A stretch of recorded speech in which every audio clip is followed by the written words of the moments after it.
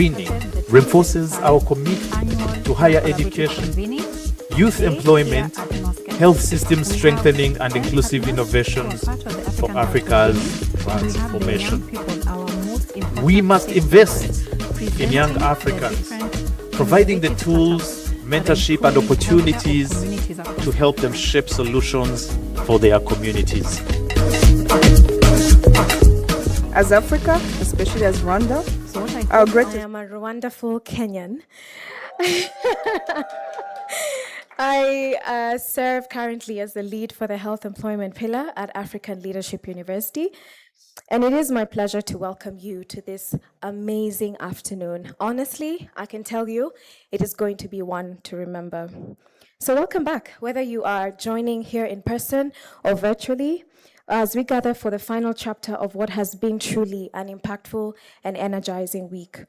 It is my honor to welcome you to the closing ceremony of the 2025 Africa Health Collaborative Convening. Why don't we get an applause for that? We've definitely come so far, and over the past few days, we've shared knowledge, challenged assumptions, visited inspiring site visits, and forged powerful partnerships across borders, disciplines, and generations. Today, this afternoon in particular, we pause to reflect, to commit, and most importantly, to celebrate what continues to be an impact-driven initiative to transform the future of health across the continent and beyond. Before we begin, I'd like to take a moment to acknowledge the wealth of greatness in this room. Our distinguished guests, institutional leaders, partners, friends, our ever-dedicated student volunteers, basically, all of you. And I want you to help me do a simple exercise. I want you to turn to your neighbor and tell them you. Turn to your neighbor and tell them you are the heartbeat of this collaborative. One more time, let's say together, you are the heartbeat of this collaborative. Amazing. As we reflect on the shared moments of this convening, one thing is certain. This is really more than a convening. This is a movement. And like all strong movements, it grows when we hold ourselves accountable, not just to ideas, but to action. In that spirit, we now shift into our commitment segment, a very important segment for us as a collaborative, where each of our partner institutions will share how they intend to contribute to the collaborative's vision in the year ahead.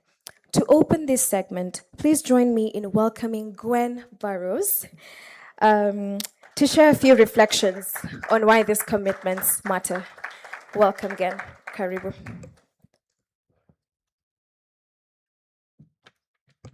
We are a movement. I like that, Laura. That's terrific. So, good afternoon. It's my real pleasure to be asked to set the stage for the commitments session. And I'm going to do this in three ways. One, by reflecting on some of our successes, and only some of our successes, because this is huge now, right? So some of our successes to date as a collaborative. Two, by highlighting a few of the big initiatives from the past year. And three, by pointing to some of the areas of development in the coming year.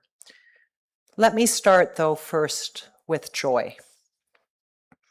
The convening is such an energizing time to see old friends and launch new friendships and new collaborations. So thanks to each of you for engaging with one another in partnership towards that goal. What is being accomplished together is truly amazing, and it's truly unprecedented. And I trust that each of you feels as inspired as I do. I wanted to quote Prof. Ellis from this morning in one of our sessions where he said, "This collaborative is big and is doing incredible things, and we need to continue to be ambitious." So I want to do a little analysis on what I think our special sauce is to date. How are we generating such amazing outputs where we're working across cultures And by cultures, I mean institutional cultures. And we all know that our institutions have their own cultures, right? Regional cultures and national cultures. We're working across continents. We're working across languages. We're working across disciplines and communities. And there's a lot of things that can go wrong in that, right? That's a complex set of things going on and could be, for many, insurmountable challenges. But I don't think it's been insurmountable for us at all. So I want to highlight 7 key factors of our success to date that I've been discussing with various people over not just the last 5 days, but before. And I invite you to reflect on whether this resonates for you and what else you'd add to that. But the first one I think that is really foundational is some of you were at our convening, our first convening, hosted by University of Cape Town 2 years ago, just 2 years ago. And you'll remember that we had a marriage ceremony. Wasn't quite as good as the transition ceremony from chair to chair last year. That really topped all, but where all the partners signed on to the principles and values that guide our work. So this is a really foundational marriage certificate, if you will, and that was Tracy, I think, who first said that it was a marriage certificate, right? About how we work together and to what end, right? And I think that is key to our joint success. And it needs to continue to be a touchstone to guide our work. But what I see in this room and well beyond this room is people living those values and principles. And I did just want to say, I was rereading them this morning, the last principle, and I'd forgotten this, is dream big. So, there's a long way to go to keep on dreaming big, but let's do so. The second thing I wanted to point to is leadership. And there's many ways of understanding leadership. There's the Executive Steering Committee. There's the relatively new Program Implementation Committee, which is a really important body. There's the Pillar Advisory Committees that have been there since the beginning. There's the Young Leaders Table. There's a Comms Table now. There's a MILA's Table now.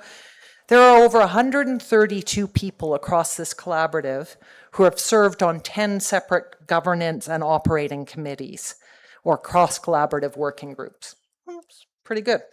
And that doesn't include all the joint, committees or meetings that are going on around particular program initiatives. So those are just cross-collaborative. So in the collaborative, we have a commitment to renewing leadership each year. So we're welcoming a new set of chairs of each committee. And on behalf, I think, of all of us, thank you for those who are stepping up as chairs, for being willing to serve and to lead. I think all of you know on an executive steering committee level, and there'll be time in the agenda a little bit later on this, but Prof. Thwala and his team will be stepping down, and I just wanted to thank Prof. Thwala for his amazing leadership. And again, not to steal the thunder on later in the agenda, but really looking forward to the leadership of Prof. Osur and the AMREF group next year. So we'll be convening in Nairobi in 2026. And in case people have not heard this through the rumor mill, in 2027, the chair for the ESC and the convening will be Prof. Angela from Ashesi. So we're getting good coverage across the collaborative. But when I talk about leadership, I also wanted to talk beyond that sort of formal leadership on committees. I think it's important to acknowledge the incredible leadership of each and every one of you in the room and of your colleagues who are not in this room on the countless programs, the countless innovations, by working with others, and by being the glue that holds us together. Leadership is in many forms, and there are many, many leaders in this collaborative. My third point is that successful collaboratives are distributed. So that sort of speaks to the last one, and have many owners. But we all have joint ownership, I think, and accountability both to the programs that we're implementing, but also to one another. And I think people take that seriously, and that's been a real driver for the success of the collaborative. And there's a real desire to learn and innovate, and this is my fourth point. And it really struck me as we were talking about curricular development and AI, new innovations across the collaborative, what an incredible advantage we have with 4 relatively new institutions. I'm defining new by under 20 years. MasterCard Foundation is almost new under that framework, and then a whole lot of more established university partners. And what a great balance, right? The ability to flex and to innovate and come up with new curriculum without 200 years of governance and accountability and needing to shift, which we've been talking about a lot, but also all the accrued wisdom of the older institutions and what has been developed there. So it's a really dynamic collaborative that way, and I think it's a real strength and something I'm appreciating more and more. The 5th, I think I'm at 5, or number E anyway, E is trust. Trust is earned and fostered and is evidenced in this room. Trust also means letting go from time to time, and I think Ashley very wisely reminded us of that in her opening remarks. It's hard to get our arms around everything that's going on in this collaborative. But we need to trust that new innovations will come forward, that sometimes we won't even have line of sight on them in our various roles, but that we're developing new ways of doing things through that. I should have numbered, not lettered these, F, an overarching ambition. So our overarching ambition really speaks, I think, to the success of this collaborative. And the ambition is mission-driven. It's an ambition to make things better for young people and the communities we serve, with health and well-being and decent and fulfilling work for Africa's young people as a driver for all. And finally, and this is obviously a very obvious comment, but it bears repeating again and again, having a committed partner in MasterCard Foundation who is with us at each step of the way, learning, adapting, advising, living the values, and challenging us to do more. And that has been transformational for us together. So thank you to MasterCard Foundation. From each of the above points, I want to emphasize, and particularly in this moment of increasing global fracturing and an attack on universities in some parts of the world at least, that we should never doubt that universities, working with communities and with value-driven philanthropic partners, can make a difference. We are leveraging assets in our universities, in our communities, to transform health sectors. And by engaging with one another, we become better agents of change ourselves. So, okay, what at a very high level have we achieved together in this past year? We're now at a point that all 9 universities in the collaborative are funded.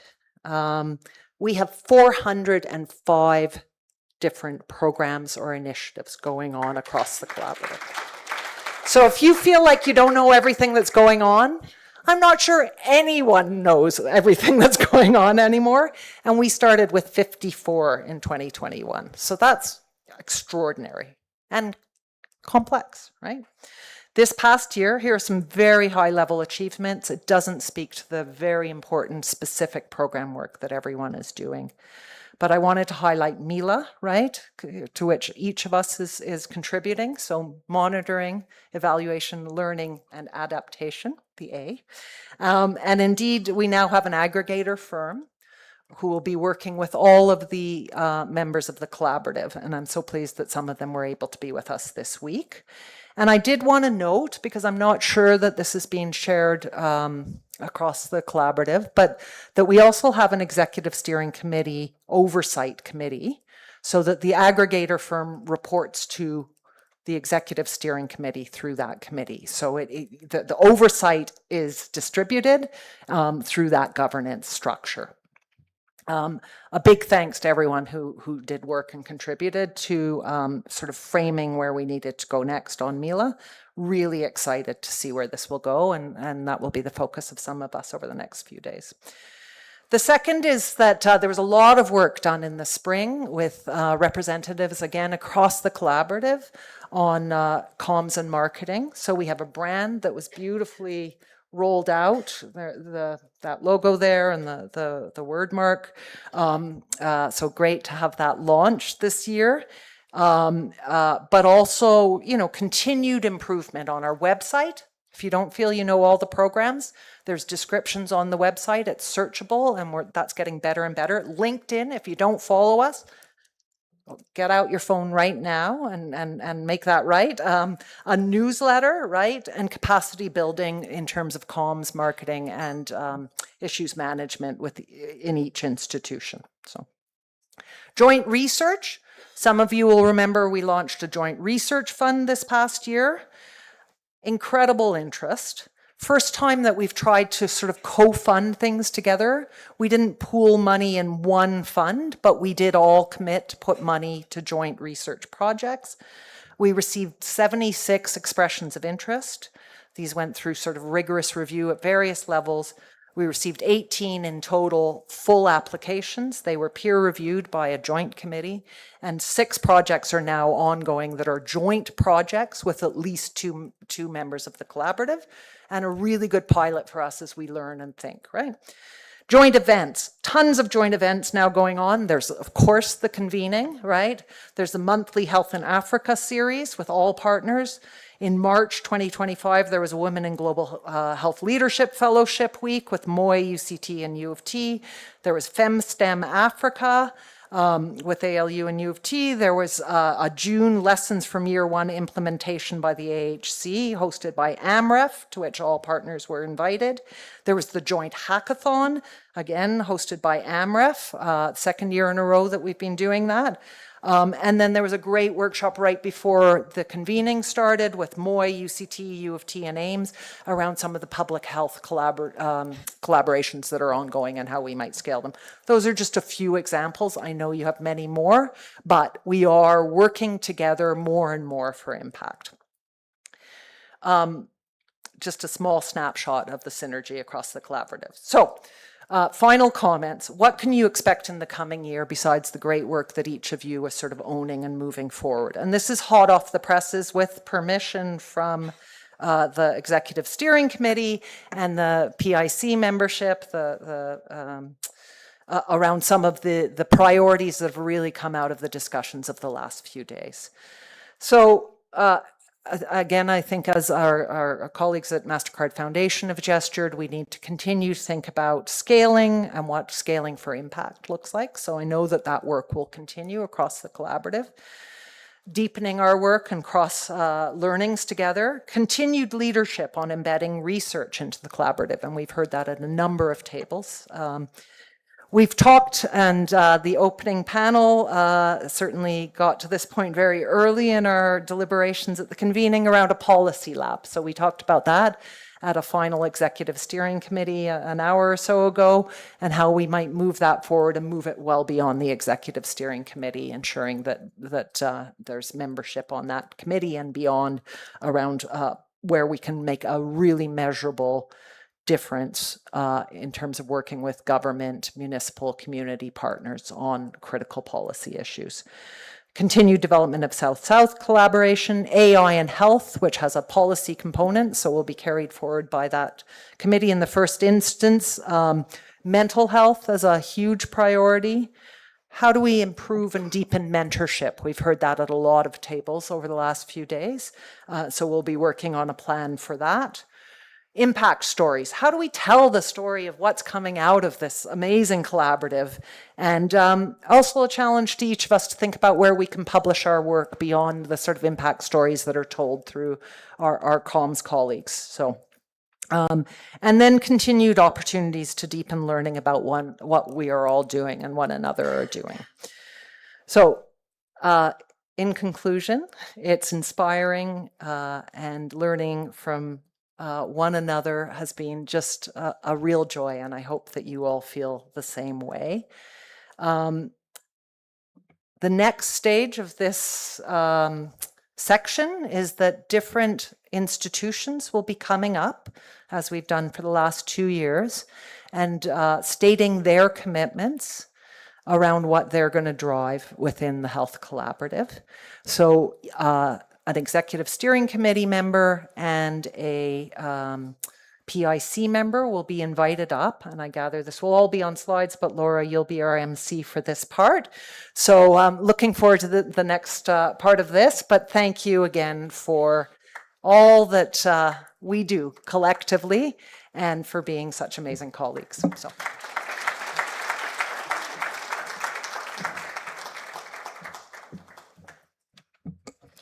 Gwen, thank you so much for that fantastic overview. And as Gwen has said, we now want to move into that segment where we will hear from each partner institution. And as your name is called, please come on stage. And because we love pictures and we want to take pictures, I'm thinking a good way for us to do it while also managing our time would be, I'll call up the institution and then the person sharing the commitments will do so. And as this is happening, everybody from the institution can come up so that once they're done, we take pictures. Does that sound good? Sounds good? All right. May I kindly request help moving this dais just somewhere to the side so that we can have more space. And our first institution, they're gonna kill me for this, is African Leadership University.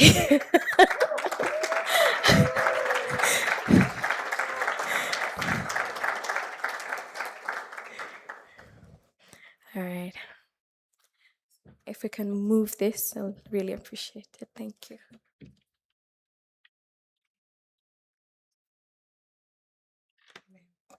They can't move it.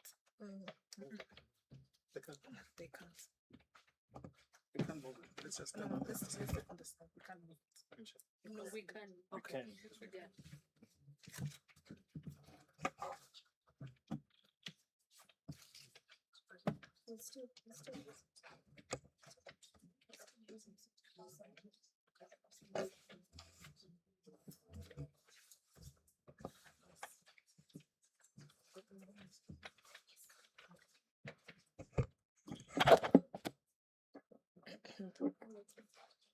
So I'll call the ALU team as you come on the side, and I'll be reading our commitments from the African Leadership University.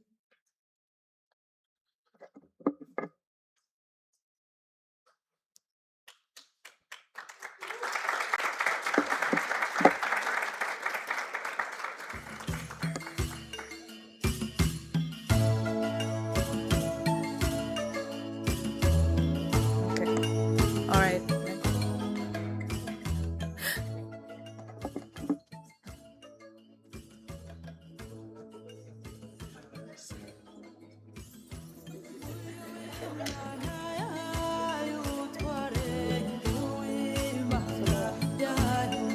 All right. Thank you so much. So, as the African Leadership University, we commit to expand and strengthen support to over 50 student and alumni health ventures, ensuring each clear milestone, and then financial discipline and sustainable growth pathways. We also commit as the Health Collaborative to broaden internship opportunities, to growing to 3 student cohorts, forging new partnerships, enhancing support systems, and aligning placements with Africa's evolving health workforce needs.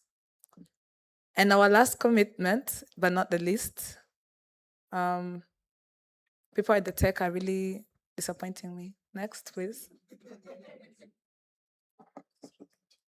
The LU Health Collaborative will continue partnering with our Center for Imagined Africa to identify and support outstanding health fellows who are from governments, co-host innovation hackathons, and incubate student-led solutions addressing directly public sector health challenges through mentorship and policy-driven design.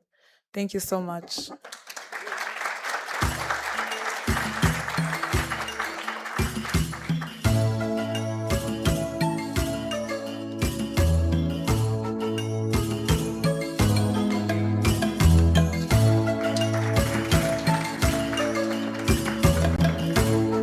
Thank you so much. And next, I'd like to call up Addis Ababa University.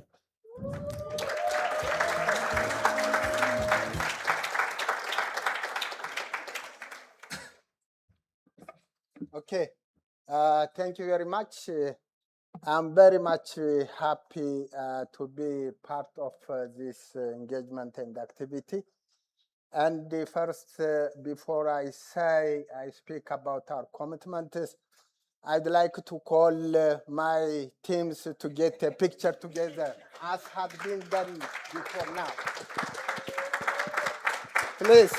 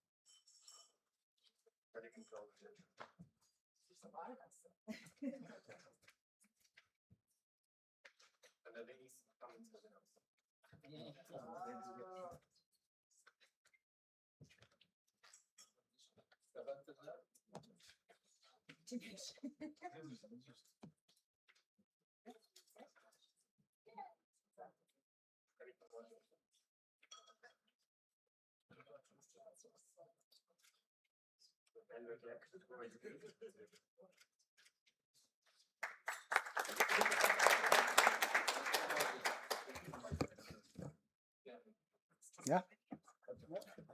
Okay. Last year we have made 3 commitments. We have done them very well. And this year, for 2026, we have the following 3 commitments. The first one is offering a scholarship to 68 masters and 12 PhD, in total 80 scholars in the College of Health Sciences of Addis Ababa University.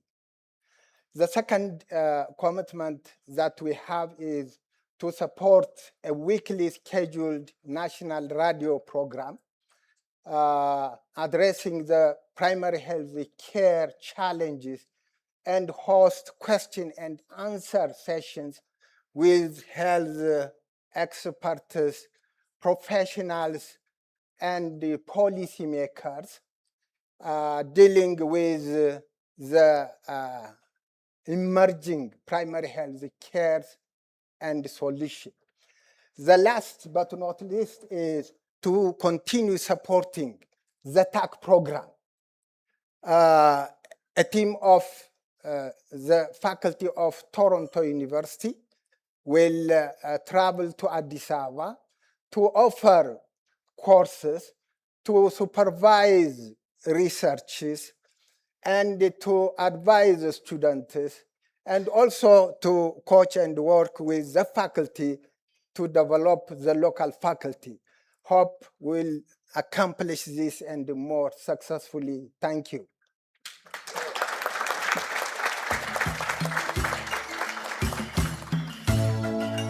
Thank you so much, Addis Ababa University. And up next, I'd like to call up University of Cape Town, UCT. If you're ready.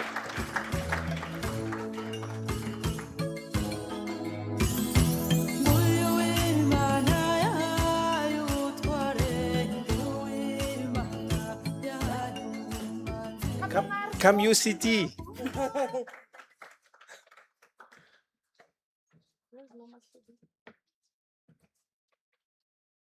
We're going for the photo first. We're doing the photo first. Here's the guy. Who's not here? Where's Noma Shugi? Noma?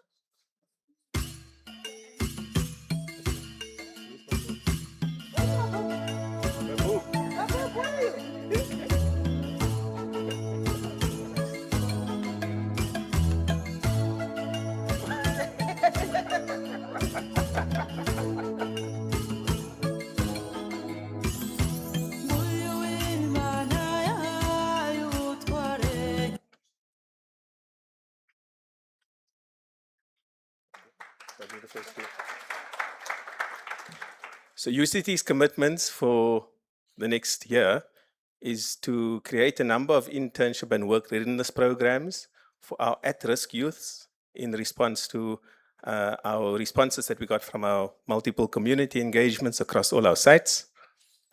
Commitment number 2 is to establish youth advisory committees who will function as disruptors to our program so that we have young think tanks going in these 3 geographic areas. And then commitment number 3. Commitment number 3 is that we will be engaging further with more university who we are already collaborating with, and to deepen our collaboration and to possibly start new collaborations with AMREF and with Addis Ababa University. Thank you.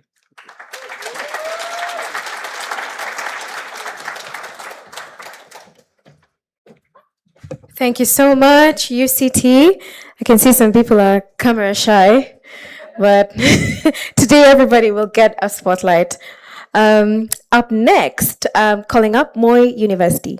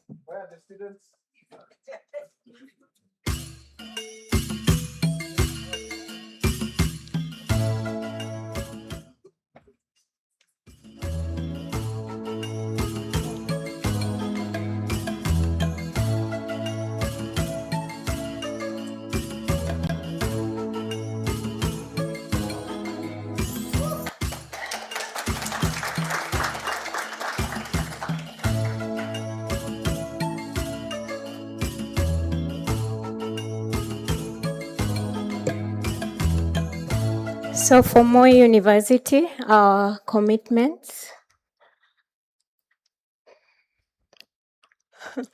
Okay, we hope that we can complete the construction of the botanical garden, complete the structures and everything that is required to get it up and running. The second commitment is to collaborate with students and okay, I better read from this side. Collaborate with students and the county government to promote health, prevent disease, and improve livelihoods through innovative ideas and training in safe circumcision, community innovations, and ventures for youths with disabilities. And then the last commitment is to implement 5 developed short courses and finalize the development and accreditation of 2 PhD programs and 1 master's program under the hemp pillar.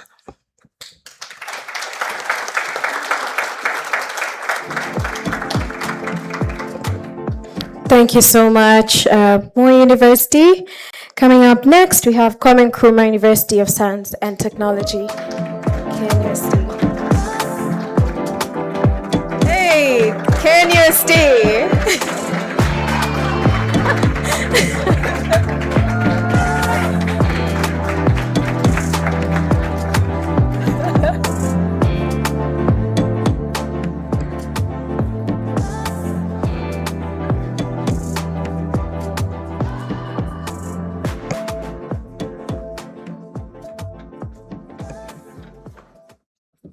A round of applause for the KNUST team.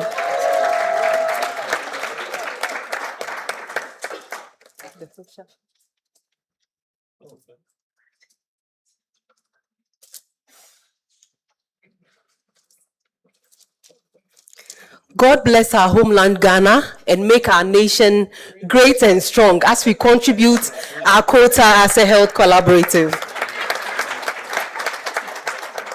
So for 2026, we commit to introducing new programs, which are AI in health, and collaborate widely with this while initiating a conversation on global mental health. Secondly, we're looking at introducing the HENS Academy and accelerations, where we would mentor venture founders and get them to move from their current stages into new stages, where we would have 2 products on the market within the year 2026. And For community of practice, we hope to strengthen our South-South collaboration, and our new partners would be UCT, MOI, and AMREF, and we will collaborate on our new and existing programs. These are our commitments for 2026. Thank you very much.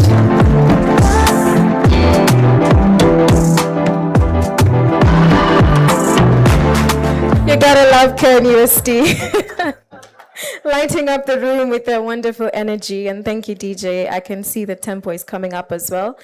Do you realize how amazing this evening is? Like, we're building up into great things, getting better and better and better. So coming up next, we have University of Toronto.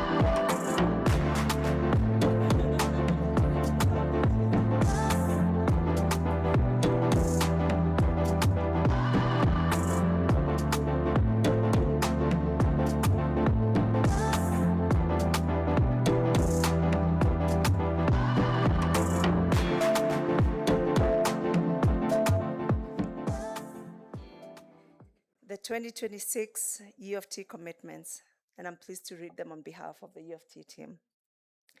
First is to strengthen cross-partner collaboration and to champion transition towards a unified accelerator consortium that supports all HENT ventures in scaling impact and creating jobs.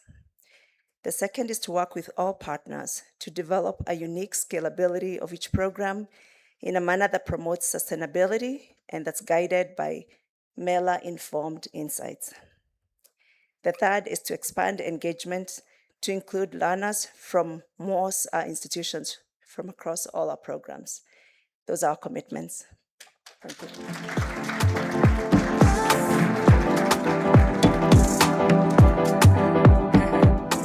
Thank you so much, U of T, and honestly also really appreciating you for doing this well, bearing in mind time and everything.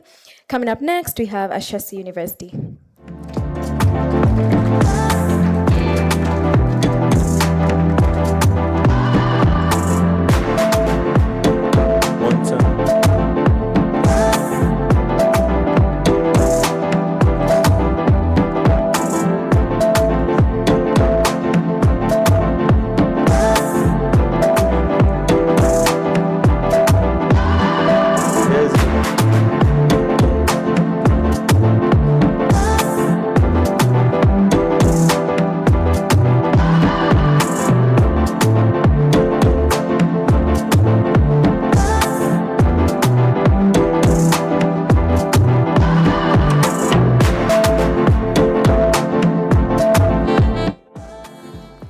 Thank you.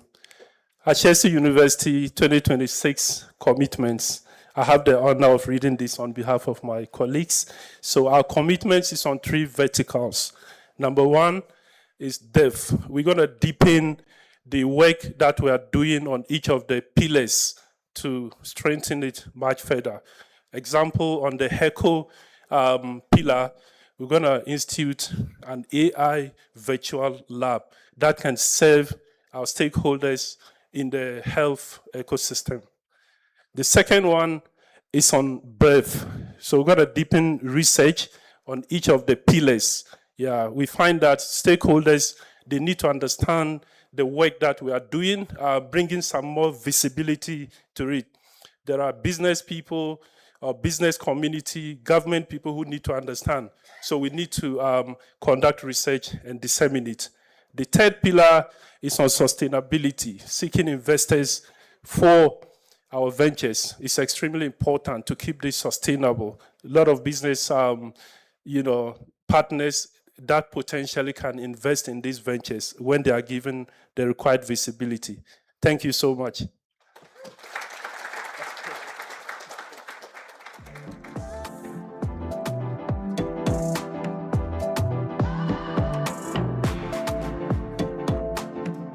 Thank you so much, the team at Ashesi. I know some people in this room, I'm not looking at Dr. Cheng, who cannot say Ashesi.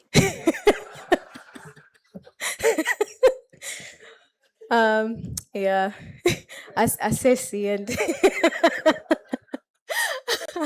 all right, we're going now into AIMS, Africa Institute for Mathematical Sciences. Please welcome them.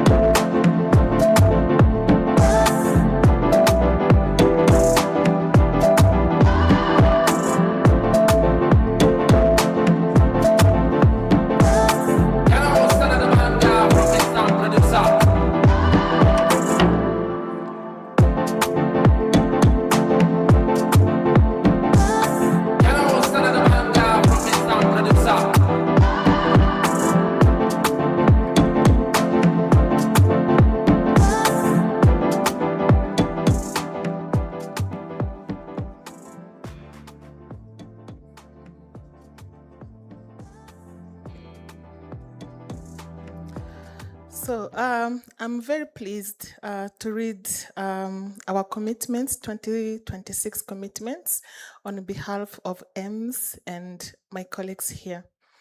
So our first commitment is to strengthen applied training in mathematical epidemiology.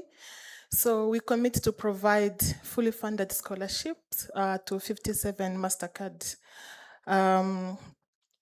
foundation scholars to pursue the AIMS Masters in Mathematical Epidemiology. Our second commitment is to expand innovation and entrepreneurship ecosystem by establishing innovation incubation hubs in at least 2 additional AIMS centers. So we already have 2, so add another 2. Enabling students and alumni to translate scientific knowledge into scalable entrepreneurial ventures. Our third and last commitment is to build health modeling capacity for disease preparedness in collaboration with African Ministries of Health, universities, and regional public health institutions, co-design and deliver a short professional course on mathematical modeling for diseases covering both infectious and non-communicable diseases. Thank you very much.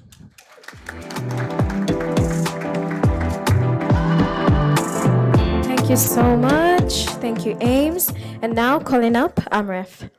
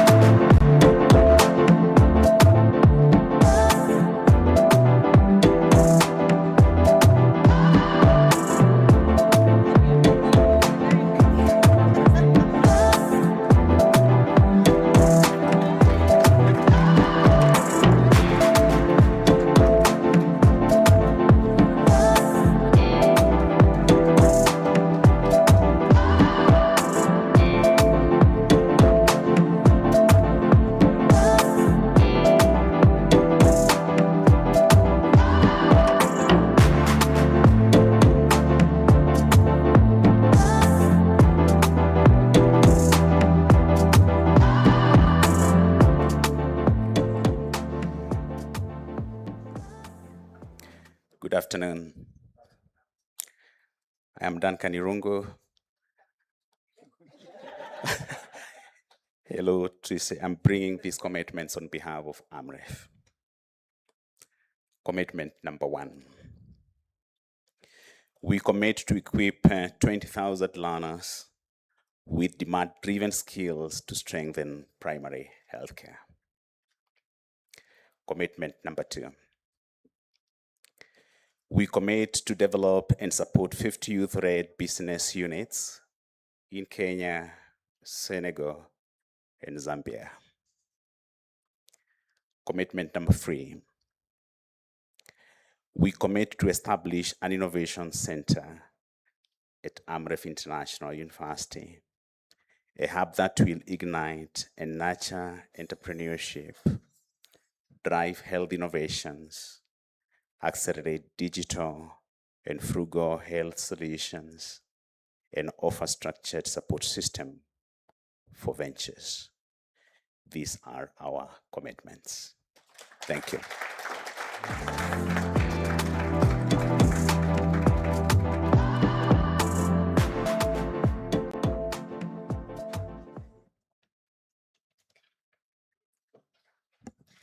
Amref, who did you leave at work?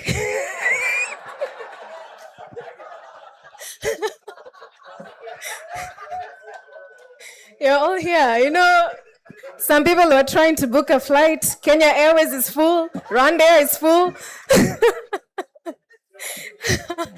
I love them. We are all equal in the eyes of the Lord in this health collaborative, but Amref, they have a special place in my heart. All right, last but not least, MasterCard Foundation.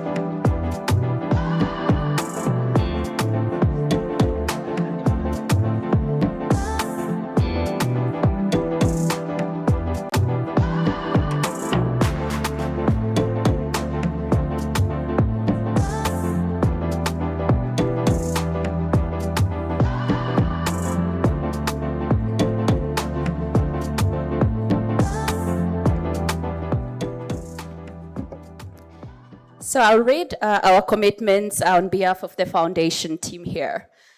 So our first commitment, as we've done since 2021, as we started the co-creation of this program, is really about connecting the dots for greater impact, how we're stitching the thread to make the fabric. And this is around how we connect our partners around what is emerging at the MasterCard Foundation ecosystem. An example of this is that this year we hosted, in partnership with AMREF, they hosted the Africa Health International Conference, where most of the partners in this room participated. Last week, we had the Africa Health Tech Summit in partnership with the Africa CDC, where some of the partners in this room were able to participate. And in the next coming month, we have some ventures from some of our institutions seated in this room participating at the Qatar Africa Business Convening. So we will continue to support in linking what is emerging within the foundation ecosystem to partners in this room. The second one that we've done also with all the partners is really looking at what context-responsive collaboration looks like. This is around us continuing to dedicate ourselves to work closely with all the partners in this room to say, what is it emerging from your context? And how can we be agile, pivot, and shift for greater impact? We've seen this with our partnership with Moi University, and we've seen this with our partnership with University of Cape Town. We are all co-designing for greater success. Our third commitment is around operational excellence. And as we've known this year, the foundation launched the FLAG system. And for that, all our partners in this room, we are required to submit all our collective impact outcomes and outputs through that system. Change is never easy. And for us, we are committing that by the end of this year, that we'll see all partners onboarded into the FLAG system, and you can effectively upload your data. We've seen this with our only princess who was able to upload our data yesterday. And we've also seen this with the AMREF team. So thank you so much, and looking forward to seeing some of this commitment achieved in 2026.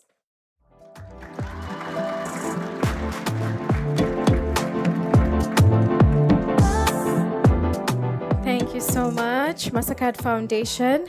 And that would be it for the institutions, but we cannot end this segment without hearing from the Africa Health Collaborative Secretariat. Please come up on the stage.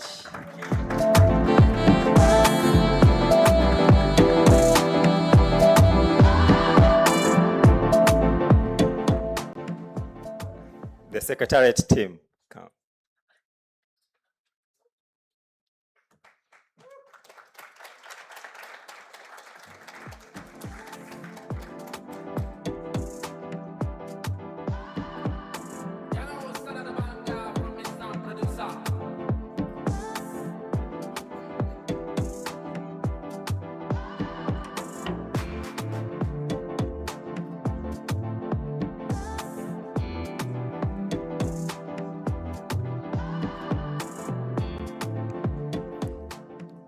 So I am going to read the Africa Health Collaborative Secretariat commitments on behalf of my colleagues.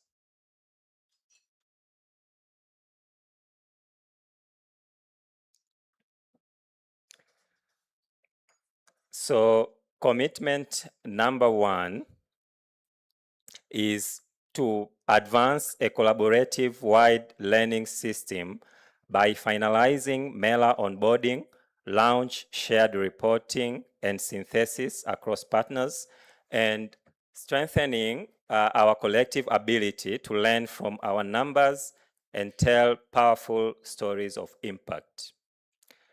Commitment number 2 is amplify partner voices and impact stories through unified strategic communications that position the collaborative as one voice and a thought leader on Africa-led health solutions.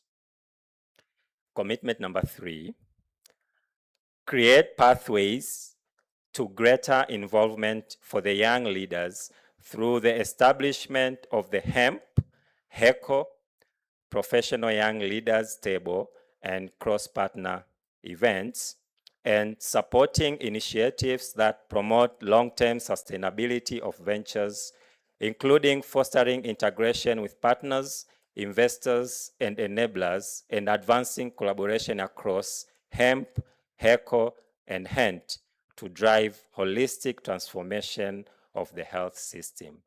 And we have a bonus commitment because we are the Secretariat, so we really go above and beyond. So the AHC Secretariat commits to act as a connector and a facilitator by leveraging insights from early implementers like the University of Toronto and KNUST to support newly funded partners in strengthening their administrative capacity. Thank you.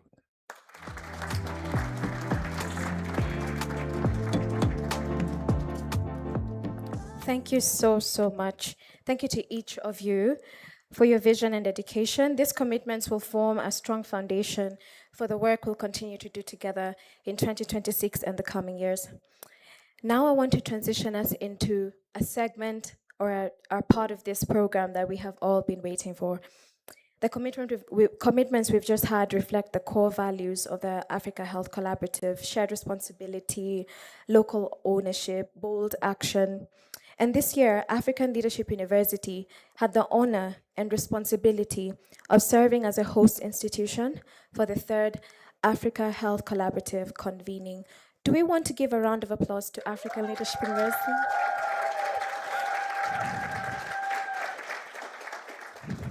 And the reality of hosting is that it's more than just logistics. It has meant curating meaningful content, engaging partners from across the continent and the world, amplifying youth leadership, coordinating impact-driven site visits, breakout sessions, and creating spaces for collaboration that transcends disciplines and silos. As the ALU team, we aimed to design an experience that reflects the soul of this collaborative. But as all great journeys evolve, it is now time to pass the baton. In the spirit of continuity and co-creation, we now move into a moment of reflection and renewal as we symbolically hand over the hosting mantle to our next institution host, who will lead us into the 4th Africa Health Collaborative convening in 2026. To guide us into this next chapter, please join me in welcoming Professor Twala to formally lead the handover ceremony.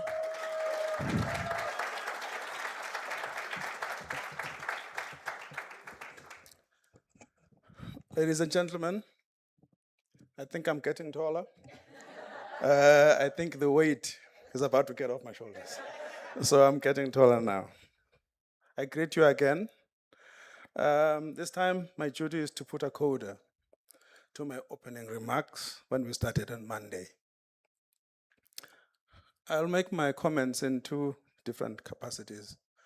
One as the host institution, the other one as the chair of the Executive Steering Committee. Let's start with the hosting part. First, let me extend my gratitude to the Executive Steering Committee and the community here for conferring upon us, as the African Leadership University, the honor of hosting you. Thank you very much for that honor.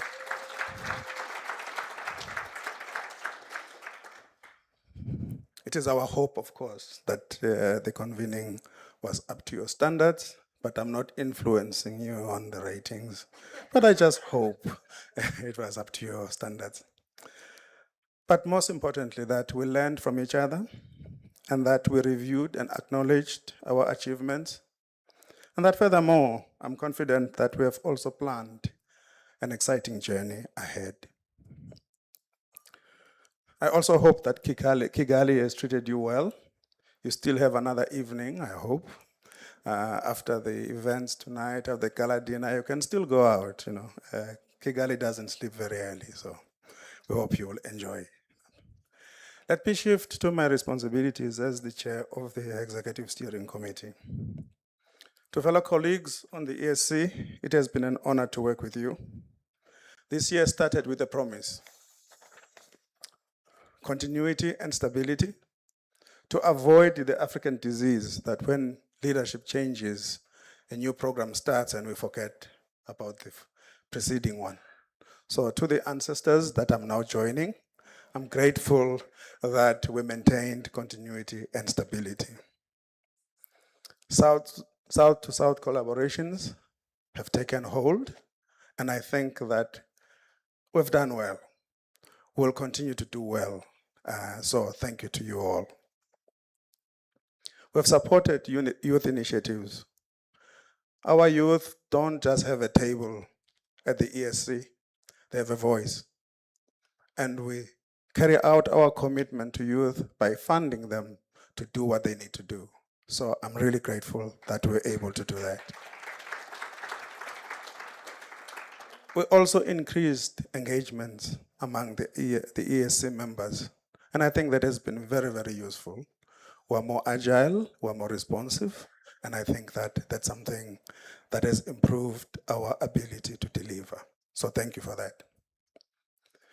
I'm glad that we have made these achievements, but I still think that there is more that we can do, and I hope that we will carry on and work as hard as we have done in the past. I think we have also started to make progress in a very important area, the issue of influencing policy. It is heartening to see that we're taking that forward, because no matter what we do, if it doesn't reach the larger public, we're just entertaining ourselves. So policy impact is absolutely critical, and I'm glad that we have identified that area. I would like to thank you as well for having been really important, good guests. You have behaved yourselves. None of you have been arrested. And I'm grateful for that. And I would like to extend my sincere thanks as well to the organizing committee.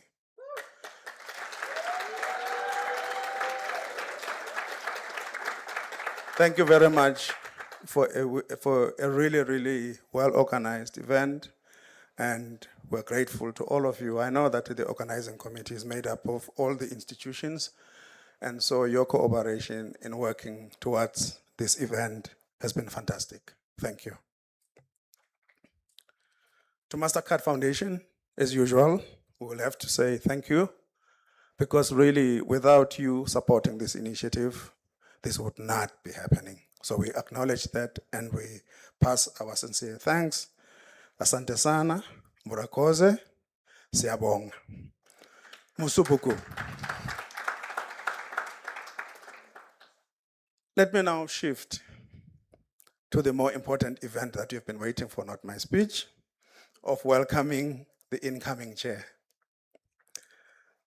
I'm glad to be handing over to a friend and a colleague, Professor Osu. In Zulu we say, kusinwa kutetelwane, which means you dance and get off the stage for others to continue dancing. So now it's time for me to dance away from the stage. And can you please come forward so that you can take on the dance?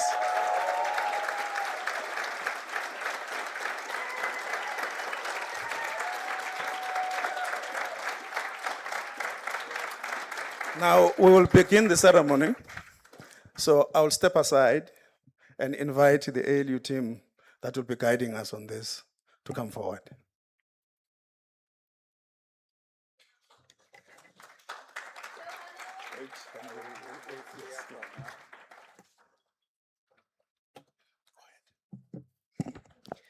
Thank you so much, Prof. Twala. I can't repeat the other name. Good afternoon, distinguished guests, colleagues, partners, and friends of the Africa Health Collaborative.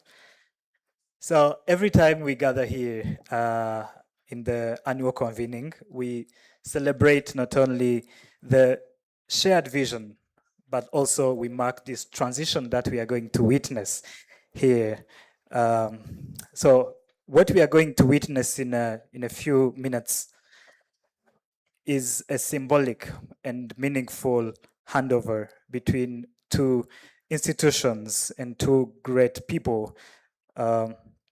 And we will be exchanging important artifacts, but I invite everybody to really observe, listen, and take lessons of the leadership values and continental purpose that can really inspire the whole collaborative. So the artifacts that we are going to share, to observe, first we will see the Rwanda traditional attire that includes a dress, a stick, and other accessory. I will invite Prof. Twala to present the Rwanda traditional attire to Dr. Osur, Prof. Osur. So the Umukenyero symbolizes grace, dignity, and heritage continuity. It is worn on important occasions, often to honor and celebrate new beginnings. In our collaborative journey, this attire stands for the dignity of leadership, the recognition that our institutions are rooted in culture and in place. It reminds us that we work to train the next generation of health workers, entrepreneurs, and innovators. We must do so with grace, humility, and respect for community, for history, and for the values that bind us.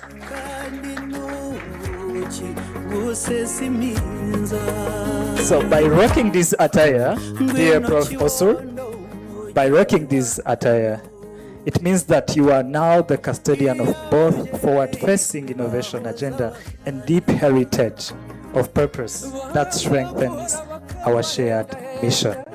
May you wear this garment in spirit to lead with dignity, to honor the past, to respect heritage, and to carry those values into bold new partnerships and new impact across the continent.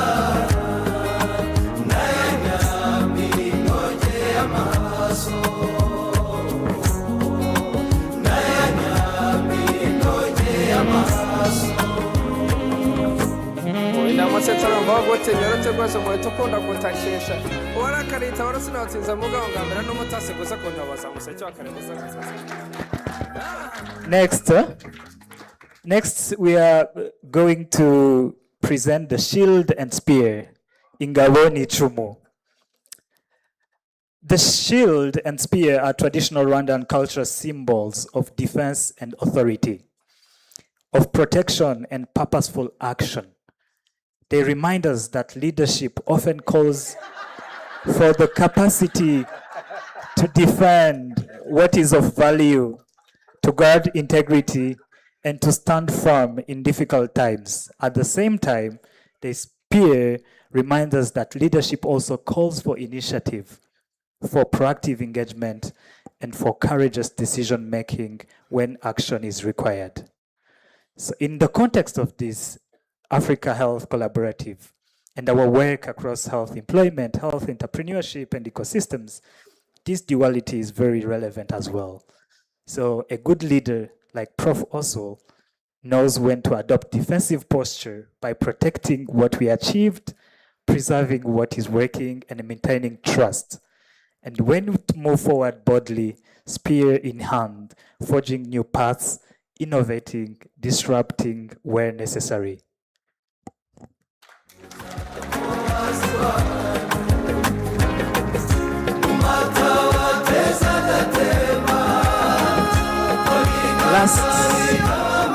Last but not least, there is a wood-carved African map with the name of all the hosting cities in the past. So this beautiful wood-carved map of Africa, bearing the names of all previous and current hosting cities, is not just a decorative item. It is a reminder of our continent, our shared home, and our shared responsibility. It visualizes Africa through the many communities, health system, and many opportunities, as well as challenges that stretch from Cape to Cairo, from the Atlantic to the Indian Ocean. So as Prof. also received that and the AMREF International University, it shows that you are now the lead institution in this next phase of the Africa Health Collaborative. You accept not that artifact, but the responsibility to anchor the collaborative's values of partnership, leadership, innovation, and health system strengthening across the continent.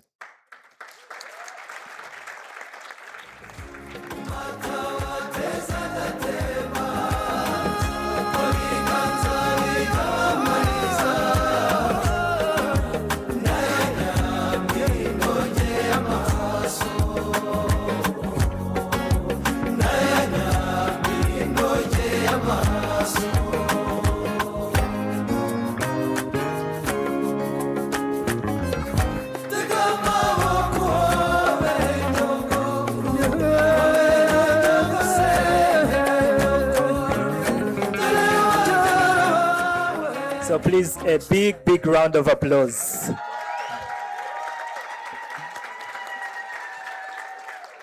Right, so thank you so much, Prof. Tuala and Prof. Also for the very elegant transmission of power.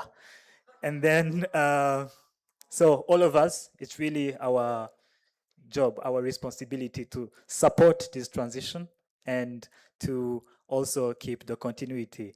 So allow me to welcome our new lead, our new leader, Prof. Osu, for his remark. So before I make my remarks, we do have a gift for our great host, Prof. Twala. Allow me to hand it over.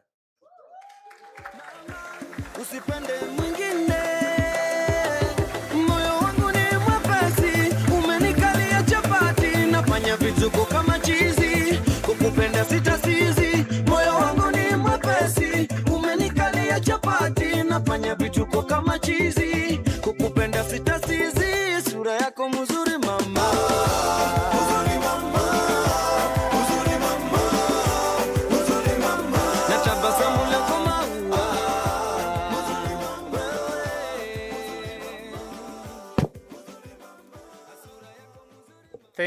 Thank you so much. I'm overwhelmed. I don't know what it feels to be a king, but it's a very scary feeling. So thank you for making me feel like a king. You know, kings don't travel in normal airlines, so I hope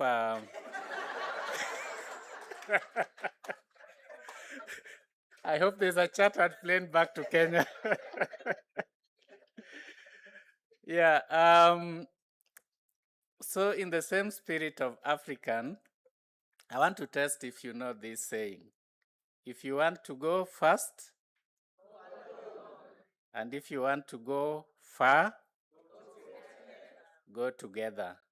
And I think that's the spirit of the collaborative. I want to start by thanking the foundation for making it possible for us to go together. Because without that support, we would be going alone, and we would go very fast, but not too far.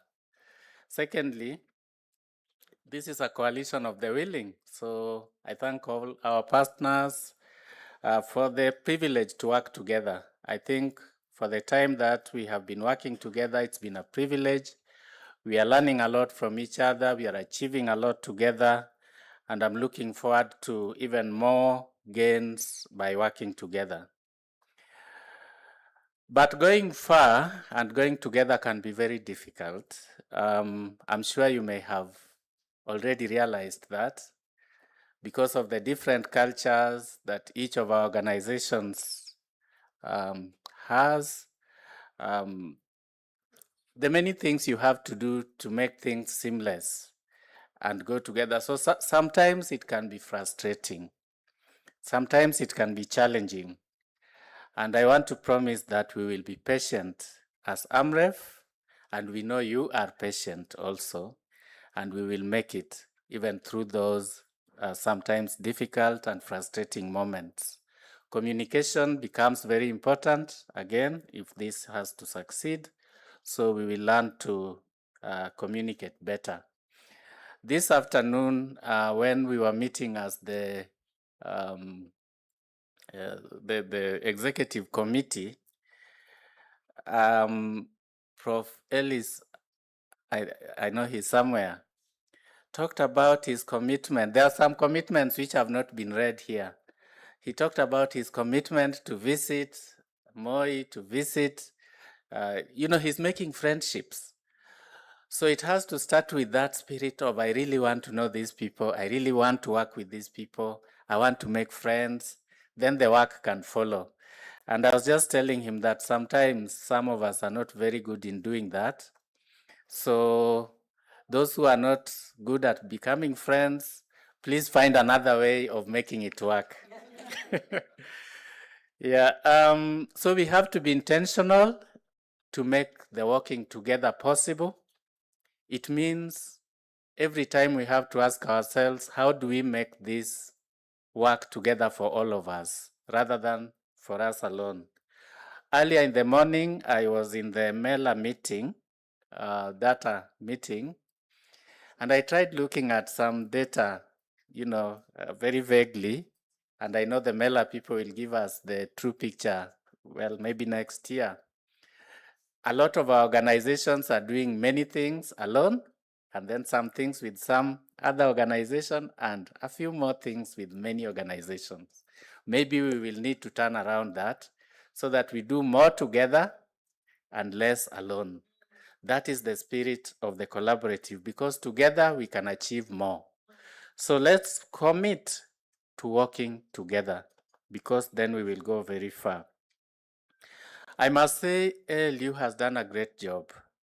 Not be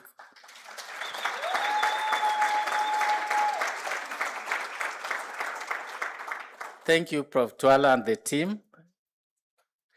This convening has been seamless. We have had so many different meetings all happening at the same time. I know when you are in the back end, maybe you are feeling the pressure and the stress. But for we who are participants, we felt like everything was so seamless and easy. Yeah? And it just worked well. So thank you. I know it was a lot of work. And thank you to you and the team for the leadership that has made this possible.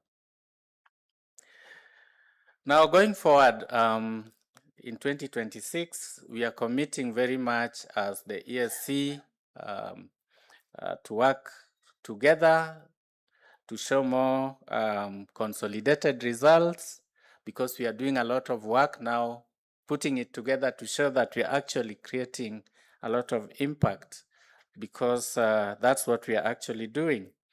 And learning to communicate it better and more, because our strong voice needs to be heard for policy to change, for programs to improve, for young people to get employment that is meaningful.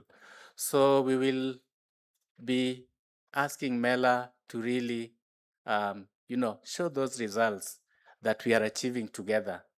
Bring, consolidate, analyze, and show this is what we are achieving together. And we will be asking the comms team to really communicate this to ourselves and to our partners, so that we show value for money as well. We are going to have more policy engagements. We are promising to learn from what we are doing, to produce policy statements, to work together with our governments, to change policies in the areas that are important for young people to get their jobs. And you know, in Africa now, actually it is the young people leading in changing policy. So we will coordinate, but we want to see young people not just being, you can be on the table. You said you are on the table. I think there are 3 things that can happen when you're on the table. As they say, you can be the one being eaten.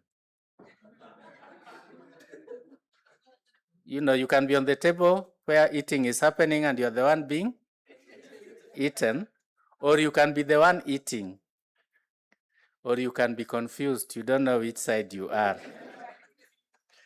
We want to be on the table and make the significant difference.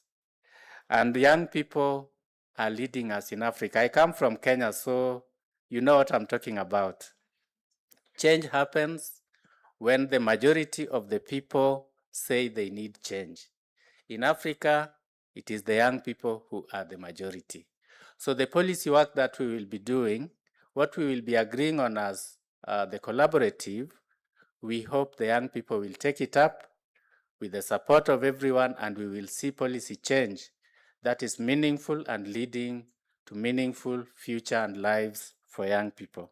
We are also doing the research together. I know a number of our colleagues are working together on that, both faculty and students. We will continue doing that.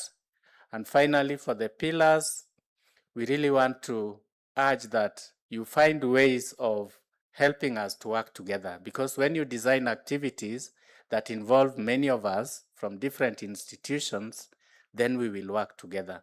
So the pillars are very key in ensuring that the working together happens. So with that, thank you so much. I appreciate the honor, and I look forward to working very closely with everyone to make the collaborative better in 2026. Thank you.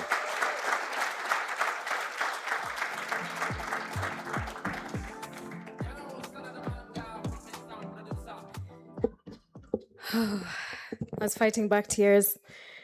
Probably some of you were as well. What a wonderful moment. We love and appreciate you, Professor Osur. And can I just say something as a young person? Yeah, I am a young person, very young person. I mean, in this room are very many people who we truly respect and honor. Professor Twala, Professor Osur, we appreciate how you're leading us in these institutions, all that you are doing to transform so many lives. We value and honor and respect you. So that was a very symbolic and memorable moment. I use that word memorable because I don't think we're going to forget what just happened on this stage right now, will we? No.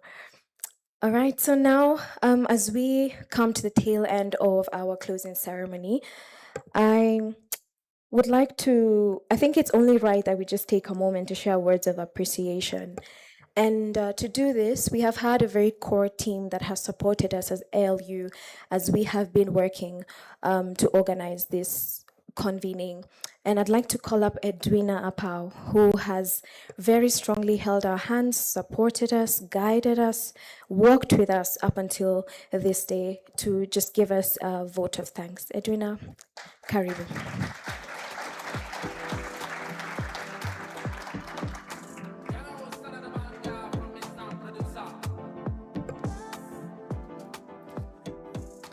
Thank you so much, Laura.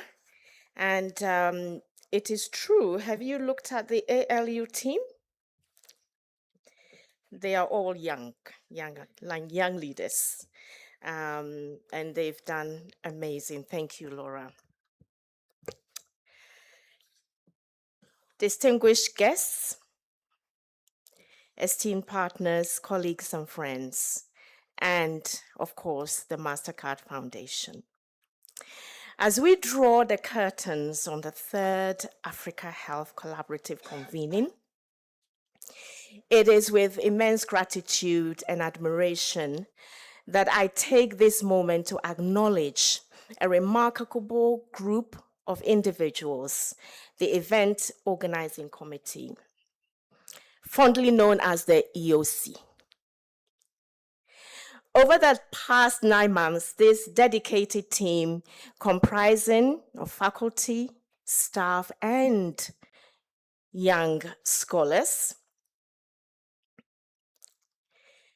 from our 11 esteemed partners, including 9 universities, the Secretariat, and the MasterCard Foundation, have worked tirelessly behind the scenes. Their commitment, creativity, and collaboration have culminated in the inspiring and impactful experience that we've all shared over the past 3 days. The EOC embodies the spirit of co-creation that defines the Africa Health Collaborative. They have woven together diverse perspectives, cultures, and ideas to create a convening that has informed and inspired us. Through their efforts, new ideas have taken root, and meaningful connections have blossomed, laying the foundation for future collaborations that will shape the future of health on our continent. This year, the EOC was led by our very able Dr. Achien Aling.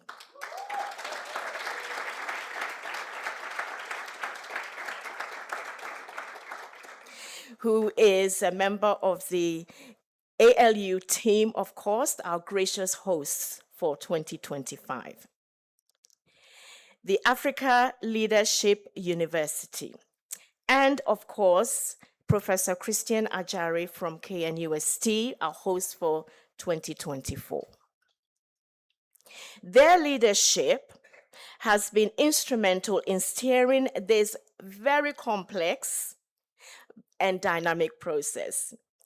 And we are deeply grateful for their guidance and dedication. I think they deserve another round of applause.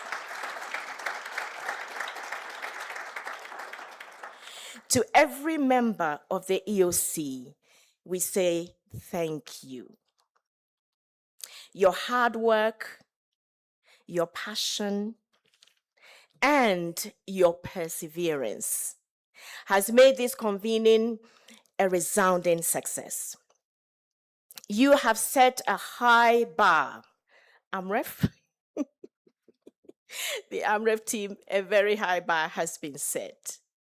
And you have also reminded us, all of us, of the power of collaboration and shared purpose. So, ladies and gentlemen, please join me in warmly welcoming to the stage Dr. Achien Alin,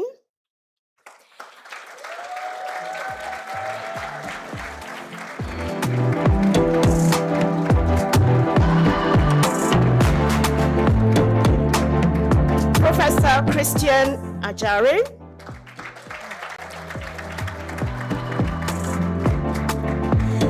and the entire EOC team. So EOC members, wherever you are, please make your way to the stage.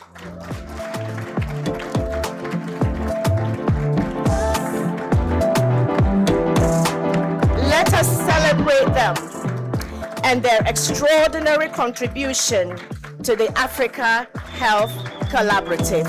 Thank you very much.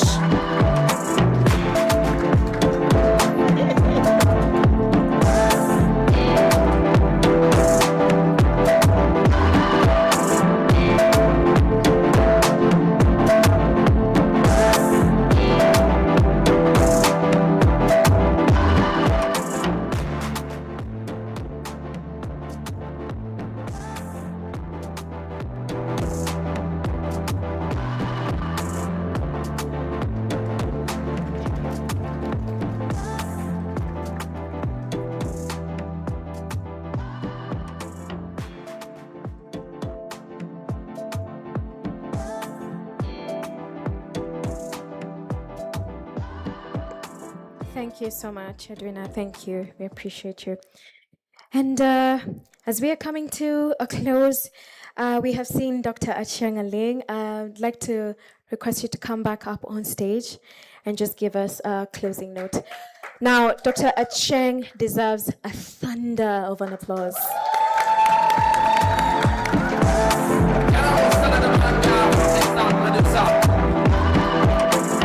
Thank you so much. Thank you, Laura. You're making me feel special. Mwireneza, everyone. Good afternoon for those who don't know what I'm saying. I want to thank the foundation, all the Health Collaborative partners, and our young people. I want to thank you because this convening would not have happened if it were not for you. I would also like to take a moment to thank the people behind the curtain. I know you just saw the EOC members come in front, but what you may not understand is the hours it took to finalize the programmatic activities, to finalize the logistics, and what the Secretariat, Edwina, Angel, and Lillian had to put up with, including actually arriving a week before the rest of the people to offer us support. So I would like to thank you so much from the bottom of my heart and just request another round of applause to the EOC.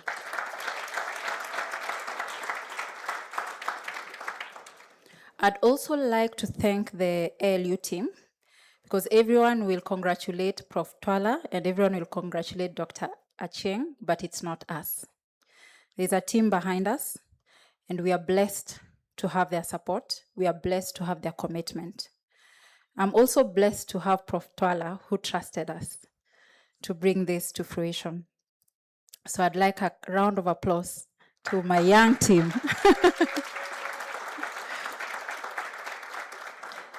Now, before we close, I'd like us to take a pause and a deep breath to take in what these last 3 days have produced.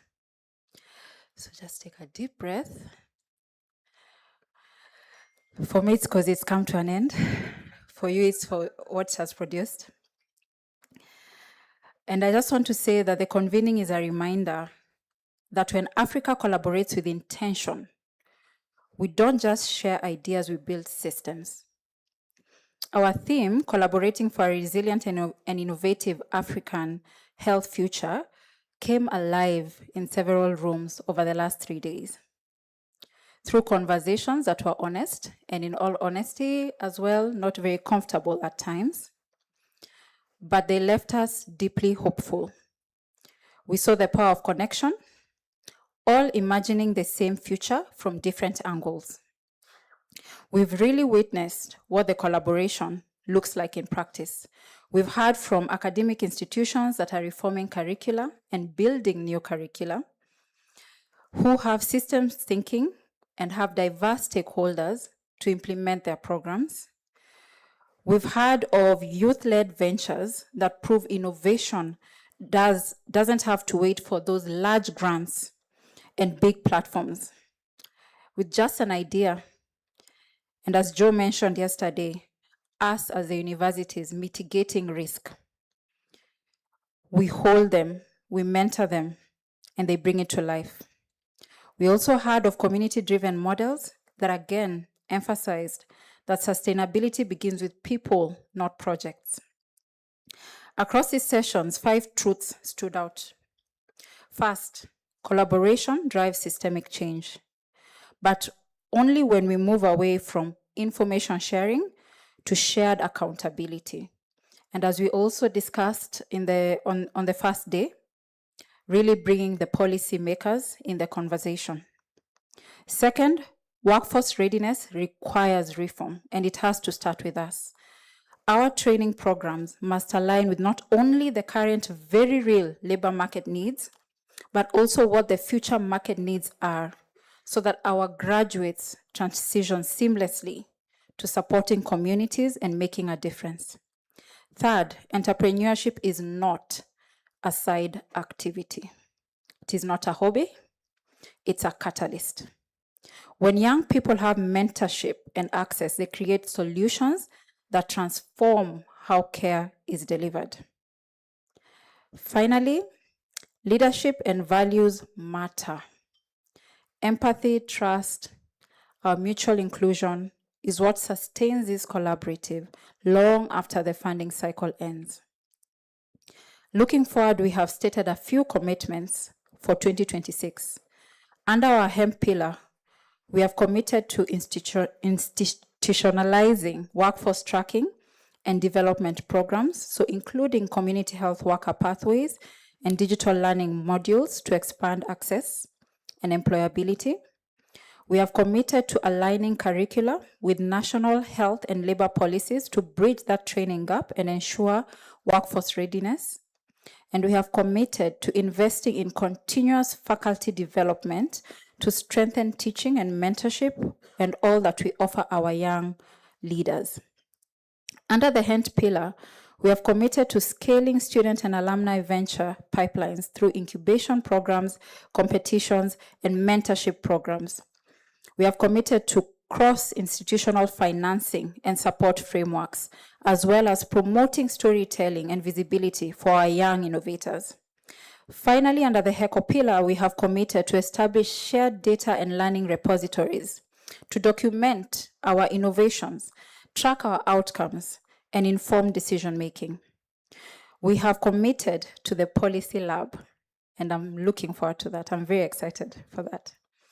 And we've also committed to the word escapes me, community engagement mechanisms and ensure health interventions.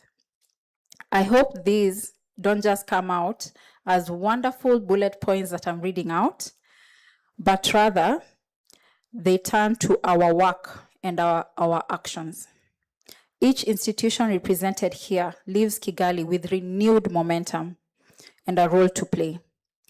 The Secretariat, as I've mentioned, and I'm sure they agree, will continue supporting us as they have always done. But we need to hold ourselves accountable, starting with ALU. We need to make their lives a bit easier, and we need to strengthen the collaboration that we have committed to during this convening. So in your research, in your labs, in your communities. And before I release you, I want to return to the spirit that filled this room since day one. African health future will not be imported. It will be imagined, it will be built, and it will be led by Africans. So as you travel back home, carry this sense of possibility with you. Let this convening not mark an end, but a continuation, a checkpoint for all of us, so that we continue showing up with the same honesty and openness that I saw in the last 3 days, and we continue building our collaboration. Murakoze Chane.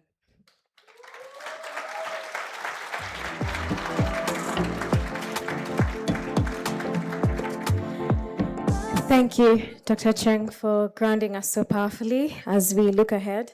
Can you say it with me? Institution.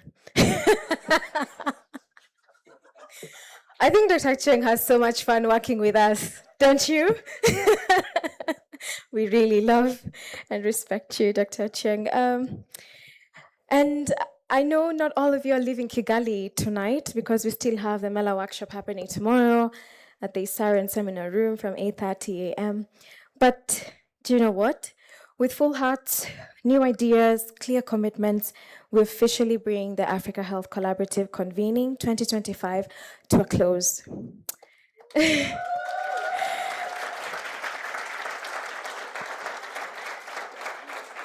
Oh, yeah, amazing.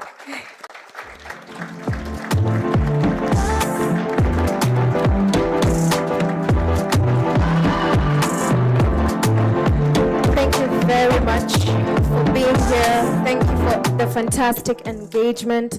We really have appreciated it.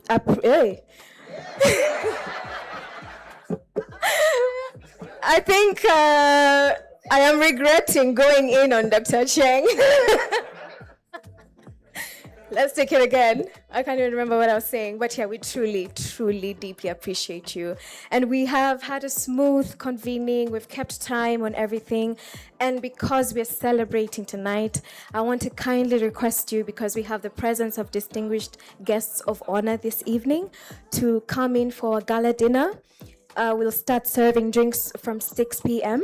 and be settled in the hall later 6:15 for us to start. Is that all right? We have a theme, cultural night, so wear your cultural outfits. No pressure though, if you don't have one, just come with an empty belly, a full heart, and energized to have a fantastic evening. You remember the team that was dancing at the opening? Do you want them back? Yes? Amazing. Let me call them now. I just need to confirm something. Well, all right. We are done. Murakoze, Asante Sana. We appreciate you. See you at 6 p.m.